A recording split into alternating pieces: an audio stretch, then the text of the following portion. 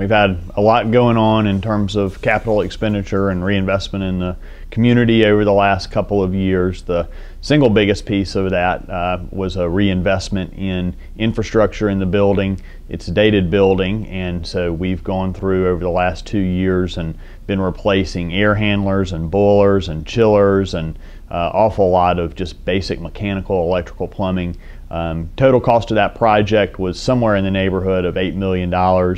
We are about 2/3 of the way through it. Our last major component of that is finishing our air handlers and some electrical work, and we anticipate being complete in June, July of this summer. These should be transparent to the patient, other than periodic disruptions as we've had to shut one thing down and turn another on. The real impact here is just the long-term viability of the building itself.